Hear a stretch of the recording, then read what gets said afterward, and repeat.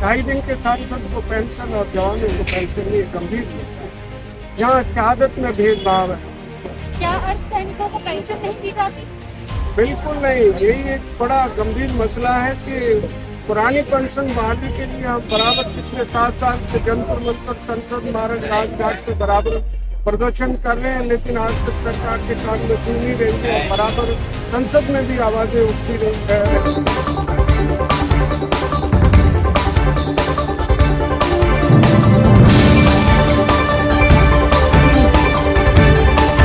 आप देख रहे हैं अखबार। नमस्कार, आप देख रहे हैं अखबार और मैं हूं आपके साथ नमिता चौहान। आज हम बात करेंगे रणवीर सिंह जी से, जो कि रिटायर्ड सीआरपीएफ जवान थे। एक समय में उन्होंने देश की सेवा की और उनका कहना है कि कई ऐसे लोग हैं, कई ऐसे जवान हैं जो रोज शहीद होते हैं, लेकिन उनके बारे में कोई बात नहीं करता, ना ही उनको कोई अच्छी शहादत दी जाती है। जो शहादत बिपिन रावत जी को मिली, क्या आपको नहीं लगता कि वो सभी जवान डिजर्व करते हैं? क्यों नहीं करते? रक्षा वो भी कर रहे थे, रक्षा और भी जवान करते हैं, तो शहादत तो सभी की एक जैसी होनी चाहिए। इसी मुद्दे पर आज हमारे साथ है रणवीर सिंह जी, जो कि इस बारे में कुछ कहेंगे और बात करेंगे। आइए बात करते हैं इनसे और जानते हैं कि इनका क्या कहना है इस पर। जी मैम, सबसे पहले तो अखबार को सैल्यूट और सलाम कि आप एक महत्वपूर्ण मुद्दा, पैरामिलिट्री जवान जो रियल चौकीदार है सरहदों के, CRP, BSF, ITBP, SSB, CISF, तो इनको जहाँ तक इसकी सुविधाओं का सवाल है, जवानों की पेंशन नहीं है। आपको मालूम है 13 दिसंबर को संसद पे अटैक हुआ था तो सीआरपी के जवानों ने बचाया। फिर तो ढाई दिन के सांसद को पेंशन और जवानों को पेंशन, ये गंभीर मुद्दा है। यहाँ शहादत में भेदभाव है। आप देख रहे हैं पुलवामा डे एक बहुत बड़ा जो है, 40 जवान सीआरपीएफ के शहीद हुए थे, लेकिन जहाँ सुविधाएं, मैंने पहले बोला, एक्समैन का स्टेटस नहीं है। हमारी जो कैंटीन है वो जीएसटी के कारण मार्केट रेट पे आ गई है, तो हम चाहते हैं कि भी सेना के सीएफपी की तरह हमारे को भी 50% जीएसटी छूट मिले, एक्समैन स्टेटस मिले।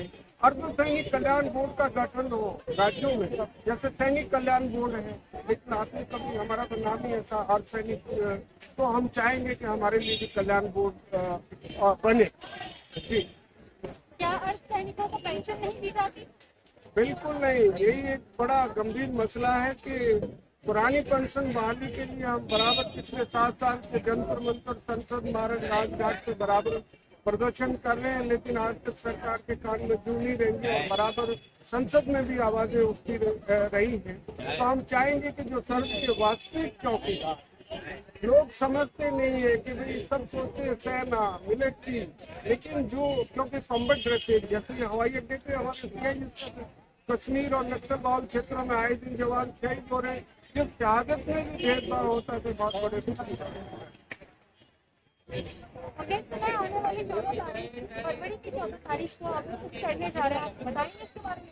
जी बिल्कुल, 14 फरवरी का दिन जो है, देश तो आपके यंगस्टर जो है वो वैलेंटाइन मनाते हैं, लेकिन 14 फरवरी को जो पुलवामा में जो जवान शहीद हुए, उनकी शहादत को लेकर श्रद्धासुमन अर्पित करने के लिए और अपनी मांगों के, खासकर जवानों की पेंशन और 1 रैंक 1 पेंशन को लेकर हम लोग बापू की समाधि राजघाट पे जा रहे हैं, ताकि सरकार के संज्ञान में आए। और मैम, आपके लिए, पूरे देश को ये पता चले अखबार के माध्यम से कि अभी हाल ही 3 सितंबर को हमारा पूर्व अर्धसैनिक बलों का प्रतिनिधिमंडल महामहिम राष्ट्रपति जी से भी मिला और उनसे भी गुहार लगाए कि माननीय आप लोग तीनों सेनाओं के सुप्रीम सेनापति हैं, तो जो पैरामिलिट्री के जवान हैं, जिनके बीच में चाक चौबंद चौकीदारी जो बराबर देश की कर रहे हैं, जिनके बीच में प्रधानमंत्री अक्सर दिवाली मनाते हैं, आपको मालूम होगा, तो हम चाहेंगे कि हमारे बारे में भी जो है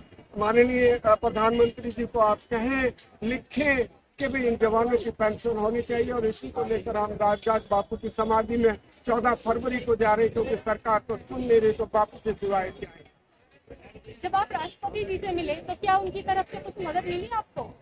राष्ट्रपति जी ने पहले तो उनको सैल्यूट और सलाम के, उन्होंने पहली बार आजादी के बाद पहली बार पूर्व अर्धसैनिक बलों का प्रतिनिधिमंडल मिला और उन्होंने ध्यान से हमारी बातों को सुना और उन्होंने ये आश्वासन दिया कि ये में जितने भी जो ये भलाई संबंधित मुद्दे हैं, इनको मैं सरकार को भेजूंगा, माननीय प्रधानमंत्री को भेजूंगा। उम्मीद से कुछ हो, इसीलिए हम 14 फरवरी को राजघाट और आपके अखबार के चैनल के माध्यम से मैं देश के लाखों युवाओं से भी अपील करता हूं कि आइए उस दिन कम से कम शहीदों को श्रद्धा सुमन अर्पित करने के लिए बाकी को समझता है।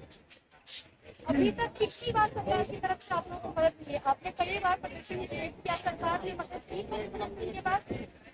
बिल्कुल नहीं। हमने अभी जो 2 फरवरी को केंद्रीय गृह सचिव भल्ला जी से मुलाकात की, उसके बाद 29 जुलाई को नित्यानंद राय जी से मुलाकात की।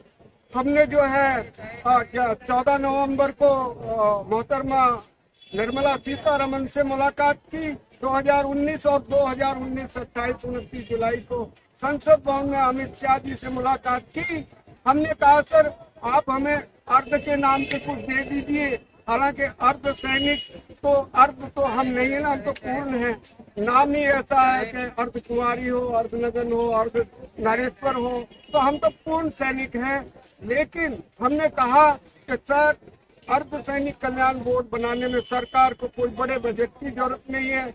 अर्ध सैनिक सेना झंडा दिवस आप लोग डोनेट करते, पूरा देश डोनेट करता है। 7 दिसंबर को सेना के परिवारों के लिए, उनकी भलाई के लिए डोनेट करते हैं। फ्लैग डे होता है, आर्म्ड फोर्सेस फ्लैग डे, तो वाई नॉट अर्ध सेना फ्लैग डे, एक बहुत बड़ा, ताकि वो पैसा जो आम पब्लिक डोनेट करेगी वो हमारे परिवारों के पुनर्वास और कल्याण में काम आएगा। हमने कहा आपने सैनिक स्कूल 100 नए सैनिक स्कूल खोले, ये बात हमने अभी राजनाथ जी से भी मुलाकात में बताई कि सर तो अर्ध सैनिक स्कूल या पैरामिलिट्री स्कूल क्यों नहीं, हम कहाँ जाए कि 20 लाख पैरामिलिट्री परिवारों की आवाज राजीव चौक से पूरे देश में जाए आपके माध्यम से। जी इनका कहना है कि इन्होंने अभी तक कई बार प्रदर्शन किए, लेकिन आज तक सरकार की तरफ से कोई भी मदद नहीं मिली। प्रदर्शन हुए, सरकार से मिले भी, राष्ट्रपति जी से मिले, सीतारमन से मिले, सबसे मिले, लेकिन अभी तक किसी तरह की कोई मदद नहीं मिली है। इसी के रिगार्डिंग ये सभी 14 फरवरी को संसद में और राजघाट पे जाकर फिर से एक बार धरना प्रदर्शन करने वाले हैं। सहयोगी कृतिका के साथ मैं नमिता चौहान, अखबार दिल्ली।